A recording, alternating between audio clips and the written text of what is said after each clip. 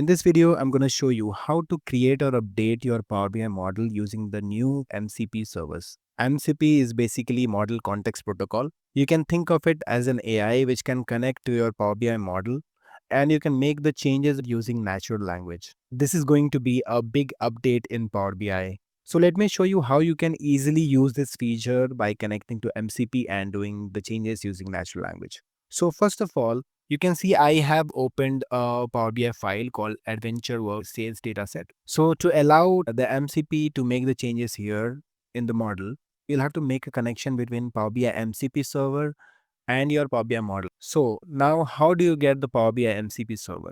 For that, you will have to install the Visual Studio Code. So this is the link. I will provide all the links in the description. So you can download the Visual Studio Code or let me launch it. So the next thing you'll have to do is go to this extensions, and in the extensions, you'll have to search for GitHub Copilot, and you will have to install this GitHub Copilot. I have already installed this. And next, you'll have to install this GitHub Copilot chat. So from this GitHub Copilot chat, we are going to give the commands and it will link the MCP server with your Power BI model and do the changes. Next, we'll have to install the Power BI MCP server. So you can see this Power BI modeling MCP server. You can install this one. So after you have installed these three extensions in your Visual Studio Code, you can go to the open chat section from here. Let me close this and maximize this one. So inside this chat, from here we can select it as an agent, and here we'll have to pick a model. So you can pick anything, but to pick any model, it will ask you to sign into GitHub. For that, we can go to this github.com and then you can just sign in. You can sign in if you have any account, or if you don't have any account, just sign up with your email ID. After you have signed in, you can authenticate with GitHub and you can pick a model. So I have picked this Claude model. Next, what we can do is let me open the Power BI and this chat side by side. So we have this Power BI and here we have the chat. So next, what we can do is I will ask this connect to this file name, that is Adventure Work Sales Dataset in Power BI Dex. So it's working, and here it's running the connection operations. So here it's asking to allow. So I'm going to allow for this session. So it's working on it, and then it is going to connect. So it says connected to Adventure Work Sales Dataset on port this, ready to continue with column renaming or other operations. Okay. So this one is connected to this model. Now you can see here the tables here are having the column names in the camel case format, or you can say Pascal case format. So I'm going to say analyze the model and change the column names and table names from camel case or Pascal case to proper format. Let's fire this and see what it does. So it's analyzing and it's doing some table operations. So allow in this session. So it will ask you to approve. So when it is doing something, it is going to ask you to allow sometimes, and you can check the properties, what it is doing, and then you can click on allow. So before using this, you should take a backup of your Power BI file, because using the Power BI MCP server, we are doing a bulk update or bulk creation. So it may be possible that it could mess up with your Power BI report. So for that reason, just take a backup and try it in a new file. So currently it's working on renaming the columns. So you can see it's working and it's separating this sales order ID has separated this order quantity. So it's working nicely. So if you see, it's working table by table. Here it says now product table columns. It's working for the product table. So I can see it has done almost all the changes in these tables. Okay, some tables are left. Now it's doing for the employee tables. Now it says summary of changes, 6 tables renamed, order headers to order details to order line, product category to product category, subcategory to this.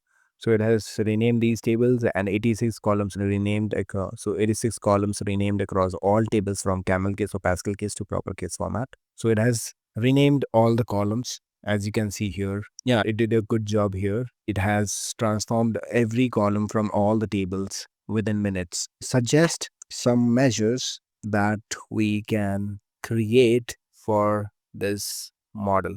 Let's see what measures it's asking to create. So it's currently analyzing it, and now it has generated many measures. So you can see based on the AdventureWorks sales dataset structure, here are some valuable measures you can create. Sales and revenue measures, total sales, total revenue from this table, average order value, total discount amount, revenue by product, territory or customer, online versus offline sales comparison, year-to-date sales. So this is for this, and then volume and quantity. So for that, total orders, total order line. Then we have profitability measures, gross profit, profit margin, cost of goods sold, performance metrics, orders per salesperson, sales per salesperson, territory performance, time-based measures like year-over-year growth, month-over-month growth, rolling 12-month sales, sales trend, customer metrics. So it has suggested many measures, I guess more than 20 or 30 measures. Let me tell it to create all these measures inside a new table, key measures. Let's see what it do now. So it's really exciting. If it can create all these measures within minutes without you touching the DAX code, it can be a big thing. It can be a big relief. So it has created some key measures from here. You can see some error is there. Let me fix the data table syntax. Oh, it has created something and it has created some error. It is asking to refresh. Okay, let's click on refresh now. So now it has generated many things. Allow in this session, allow in this session, allow in this session. So I have allowed everything.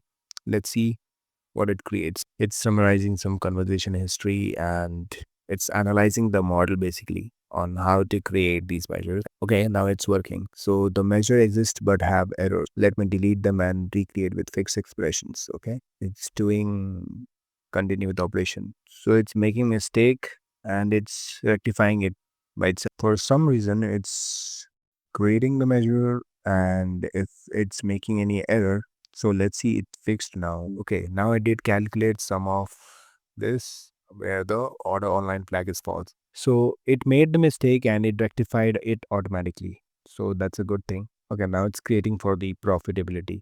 Okay, so it basically, so here I'm doing yes to basically refresh the metadata after it's doing the change. So, and it's getting refreshed. So it has created many folders, and let me respond yes again. So it has made some mistakes somewhere and then it's rectifying it again. Okay, so it says excellent. 32 out of 33 measures successfully created in the key measures table, organized in 6. So it has created inside the folder as well. Sales and revenue, 7 measures. Volume metric, 4 measures. And similarly, it has created many measures and created a folder as well for those. So when you try this and it doesn't create, you can directly tell it to analyze and keep it inside the appropriate folder. So it will do it for you as well. So since I have tried this operation before as well, so it created all the measures inside this folder automatically. So you can see it has created so many measures just by using the natural language. Just I have given the command and it has created all the measures, and the measures looks correct as well. Since it has created all the measures in bulk, you'll have to validate these measures if it is correct or not, but this is very good. So now you can see how easily we have created the measures and we have changed the names of the table and column names. Next, let me ask it to add description for each table name, column name and measure name so that a business user can understand what the measure is for. So let me say add descriptions to each table, column and measures so that our business user can understand. So let me see what it does now. So it's working on it. It says I will add business friendly descriptions to all the tables, columns, measures. Let me start by gathering information about what descriptions are needed, then update them systematically. It is running some column operations. It's doing some batch updates. So let me just say allow. We can directly allow as well. So just allow, and then it says, let me add descriptions to all 32 measures. Let me update them in batches. Okay, allow. So I have allowed everything. I've allowed all the batch measure operations.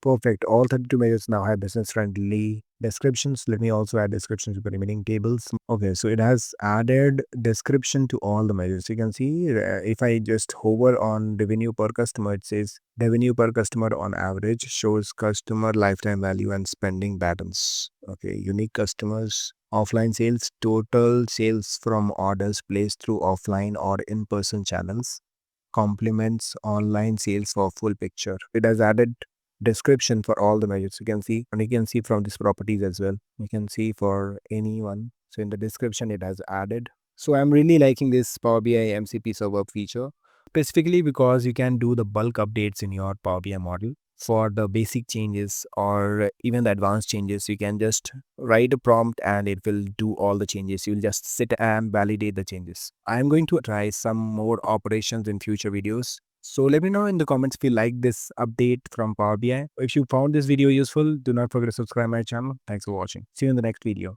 If you need my help and want to connect one-on-one with me, you can book a call on TopMate. And if you want to buy Power BI reports along with dataset and BRD document, you can check out the products I have here. I have provided the links in the description. See you there. These are the books that I highly recommend buying that can take your Power BI skills to the next level. These 3 books can cover almost all the aspects of Power BI, from DAX to Power Query to the overall Power BI dashboarding. You can find the link of these books in the description. Check them out if you want to level up faster.